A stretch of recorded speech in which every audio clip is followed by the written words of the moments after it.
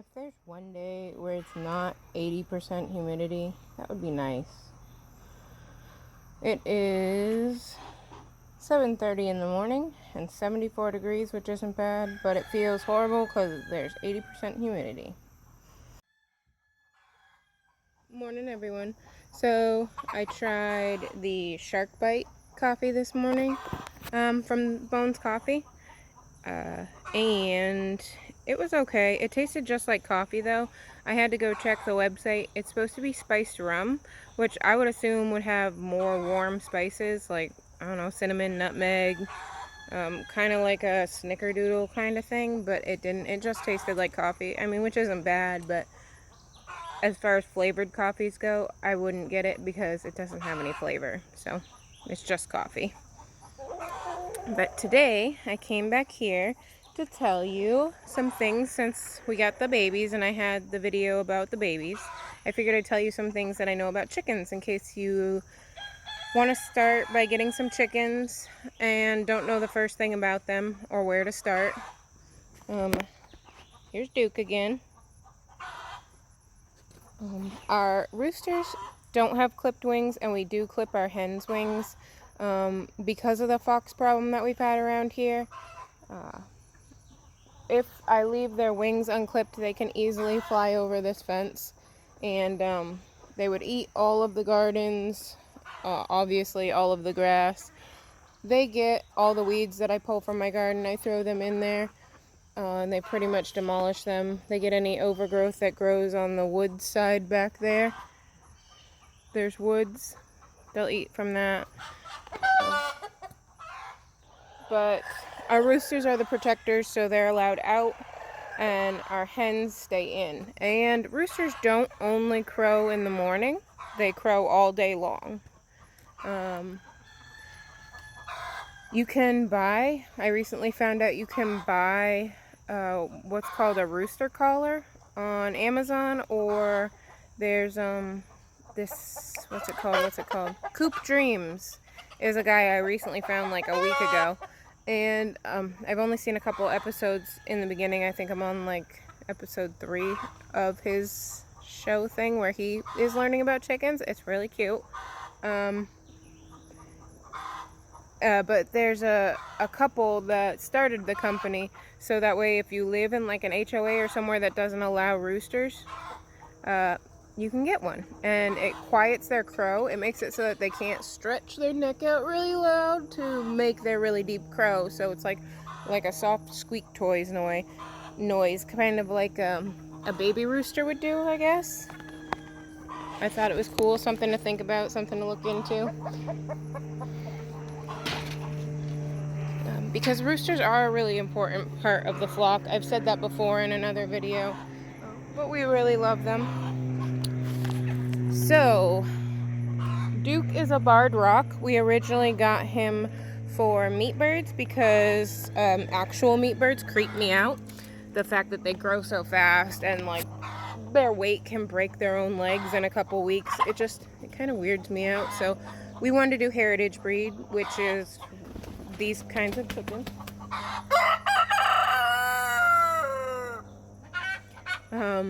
So we got him for meat bird because he is a good size rooster. He's big.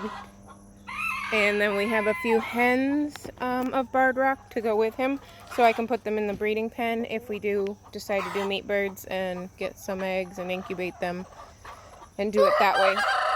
We were thinking about trying the actual meat birds to see if they taste any different, but I'm not sure, so we'll have to see.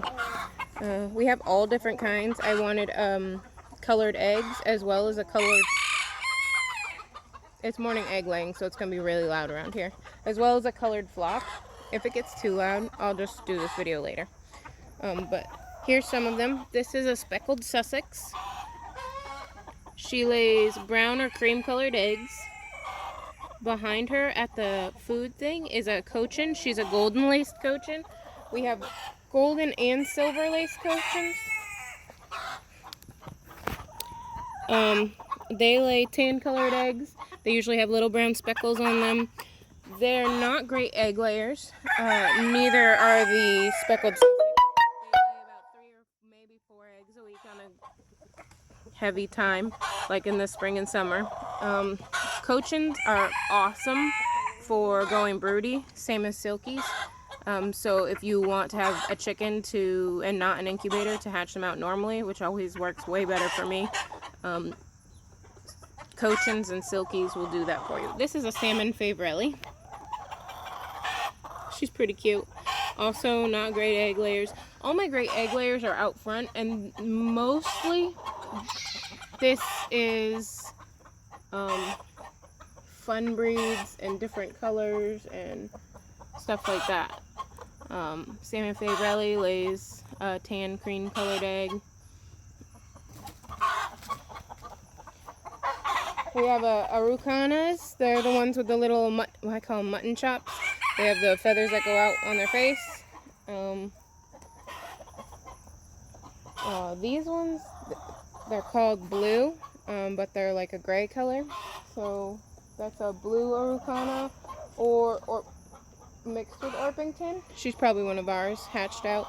But she definitely looks like her body looks Orpington. That black and white one right there, she's an Orpington. They're called splash when they're white with black speckles like that.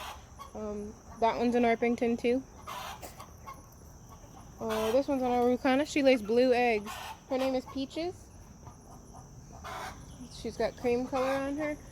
Her mate, this guy, we call him Lover Boy. He will actually chase Peaches around, and Peaches is his girl. They're always together, so it's really cute. She's one of ours. She looks like a Araucana. We got new babies, specifically for egg laying, because a lot of my fun breeds aren't great egg layers. So we got leghorns, of course. We call them bobines because we have a cat. Oh, she was right here. We have a cat who's all white. She's right there on the stump. Her name is Bobine. We've had her for 7 years or so. But her name's Bobine, and so when we got the white chickens, the kids called them Bobine chickens. So there are Bobine chickens. There's a barred rock right here. Back there, that's a silver laced cochin. They have feathers on their legs all the way down to their feet. Kind of like a Brahma or a Silky does. Here's our little babies in the corner. A couple of them are our barnyard mix, which is what I call them when they're like this and they're just all mixed together. So the blue ones are ours. There's a barred rock mix back there because the neck has barred rock markings. There's a black sex link. That one's from the out front coop. I'll show you in a minute. But they're black like a Australorp, kind of shiny, got the oil slick looking shine to them. And they have the red and brown feathers in their neck. And then we have, oh, she's so pretty. Let's see if I can get close to her. That little white one right there with all the markings, and the Araucana mutton chops on her face. Isn't she the sweetest? Oh, she's so pretty. It's the black sex link. Those other plain black ones back there are the reason I ordered more chicks. I want those dark brown eggs, like brown chocolate syrup, Hershey syrup brown. Those only come from Morans. We do have a copper Moran, but her eggs aren't really as brown as I wanted. So these are called Midnight Majesty, and they're supposed to have really dark brown eggs, but we don't have any chickens that lay the dark. Oh, we have one, and she's out front, and I'm not sure. I think she's a well summer. but I'm not sure. Someone had their face in my egg basket. If you have a chicken who's eating eggs, make sure that you have oyster shells out for them, because we found out this spring that we used to just give them oyster shells every once in a while, like once every couple months, but they started eating eggs and we couldn't figure out why. Well, I'm pretty sure they were calcium deficient. Oh my god, there's so many mosquitoes back here. They were calcium deficient because as soon as we gave them the option to eat the oyster shells all the time, they stopped eating eggs. So that's all it was. But if you have a chicken who eats eggs, you have to separate them and take care of it first, or else it will teach the other ones how to eat eggs, and you don't want that, or else you'll never get any eggs because all your chickens will be eating them. This little guy is one of those fleur-de-lis. He's our rooster fleur-de-lis. There's olive eggers who are on the other side of this barred rock, sitting on the water tank line. Those two olive eggers back there, they lay beautiful olive green eggs. They're a dark green color and they are really pretty. Some of them have speckles. My favorite eggs are the speckled eggs. I really like it. Eggs are like fingerprints. None of them are the same. They all have their own tone, especially when you start like barnyard mixing, because you're mixing the two parents' egg colors, and they're not, you know, a purebred anymore. So you get really cool shades of green and blue, and that's fun. Let's see what else. Sometimes you'll get a tiny egg, like tiny, like the bantam egg size, but from a regular chicken. Usually that means they need more water. Make sure they're getting enough water. Chickens aren't the smartest, so sometimes, you know, they need to be either by themselves or make sure they're not getting picked on. Chickens also get stressed out. Like if you buy a laying hen, and you move her, she may stop laying for up to a month, because when they get stressed like that, there's definitely a good chance that they're gonna not lay for a while. The same way as when they go broody, after they hatch out their babies, it takes them about a month to get back to laying eggs. Let's see, what else? What else about you guys? Oh, some of the chickens have naked spots on their backs, like this girl. It means she's a good egg layer. The roosters are a little rough with their spurs and sometimes will rip out their feathers. Watch those and make sure that they're not getting scratches that you need to take care of with like antibiotic ointment, and because they could get dirty and really infected and then it'll be gross. I know it's really disgusting and I'm hoping no one's eating. I might clip this and put this disclaimer first. Stop eating if you're eating. This is really gross. As well as fly strike, like when your coop gets dirty or they get infection or rot or something on them, it can attract flies, and you can get something called fly strike, where the flies will lay eggs inside the live chicken and then they will eat their way out. Make chicken saddles, and they're like little napkins that you slide over the chicken's wings to cover up their little naked backs, which keeps them from getting sunburned or scratched up if your rooster's too rough. I'll throw food on the ground before I enter the coop, that way they all get away from the gate. And I was just throwing food on the ground so that they wouldn't fight. We have multiple bowls, which they end up spilling onto the ground anyways, as you can see. But we also take some tote lids, like the totes I have in the garden holding the garlic, the horseradish, and the turmeric. I took the lids and I put them in here because they like to scratch, so that's why they dump the bowls of food, is they'll dump them so they can scratch. But on this, they can scratch their food and it pretty much stays in. I mean, of course they're going to kick some of it out, but it stays in for the most part. So then you don't have so much waste.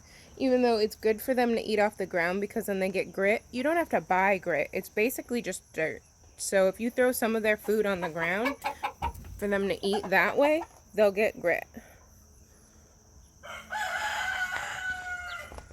We have some broody hens over here in their little broody apartment. I think they're both, yep, they're both silver lace cochins. This guy, we have two of them. He is a white-crested Polish. We call him the bald eagle because when he was little, all of them picked on him and picked out his head feathers until he was bald. But we did have a bunch of Polish. Don't get Polish unless you're going to keep them in an enclosed run like this and not let them out of the enclosed run with the top, because your Polish chickens can't see very well, so they're kind of a spaz, like this guy. Let's see how close we can get. This guy's a spaz.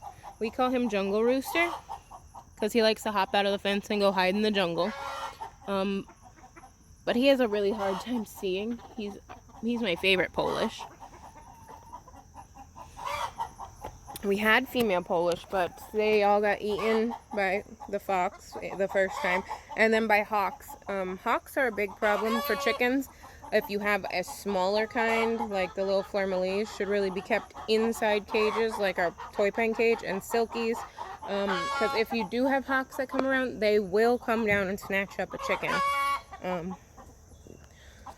Same with owls, which usually only come out at night, so you don't really have to worry about that if you lock your chickens up. And chickens won't normally be out at night. I've never seen one of my chickens out at night, unless they accidentally got locked out of their coop. But Polish aren't good to be kept outside because they can't see. They have to flail their head back and forth to move their feathers out of their eyes to see.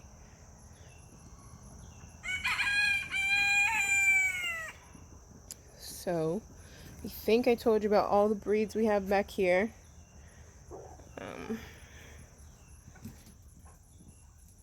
This is the inside of our coop. We have, this section is for babies. When we're getting them used to the bigger chickens, you can't just throw them in, so they go from the brooder to this smaller pen. And they have their own side here. This is our broody apartment, which we just made. That way they're still with everyone, but they're sectioned off. When their eggs hatch, we'll move them down here to this bigger part, and then they can be in there until they're done being mamas and showing their babies, which is usually about 2 or 3 weeks, and then they're ready to come out, and the babies will stay in there and probably wait for, see if anybody wants to buy any chicks, and then they'll get raised up to laying hens if anybody wants any laying hens. We had originally had only these 4 boxes on the top, and my husband just built these 12 on the bottom, 8 on the bottom, and nobody uses them. They still only use these ones on the top, but this is the old side with these 9, and they love them. So this roost bar is movable, so it can be moved out like this to make more space. See, now you can have more space for roosting. And then when you collect eggs, you can slide it in so you can get to the eggs. We have the other roost bars on the other side. We have roosts or helpers to help them get into the egg boxes since their wings are clipped. We clip them on one side. I'll make a video when we do the babies. I'll make a video of how we clip their wings. So that way you can know, because I've seen a lot of people be scared about it. And as long as you do it right, which is really easy after you look at it, you're not going to hurt them. There's only blood in the top feathers, not in the bottom ones. And then we have the tree branches at the very top. There's a couple, there's one going the other way. See? So, there's lots of roost space, lots of boxes that they don't use. They all pick a box, and some days there'll even be 2 chickens, 3 chickens in one box.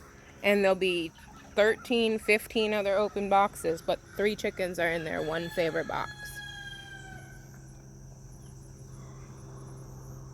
That's pretty much all I can think of. Right now we have chickens that lay olive green eggs, a lighter green, blue eggs.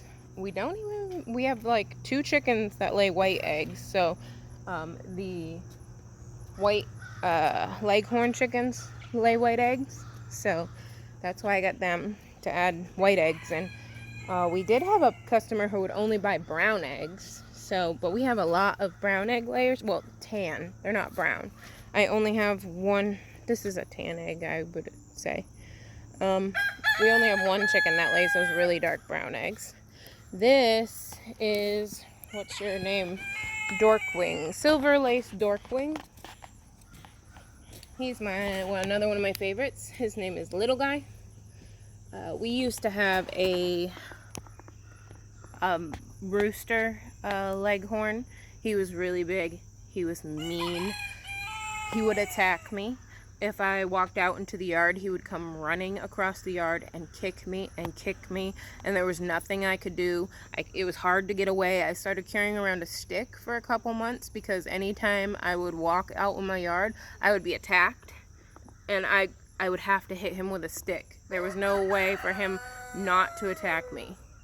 My little guy, when he finally got older and bigger, because he's always been kind of small,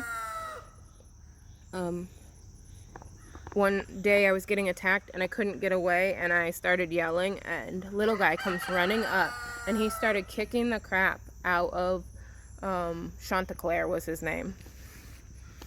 And so Little Guy attacked Chanticleer long enough for me to get away, and then flew up into a tree where Chanticleer's so big he couldn't fly, but Little Guy could get up to the tree. So ever since then, he's my buddies. Also, the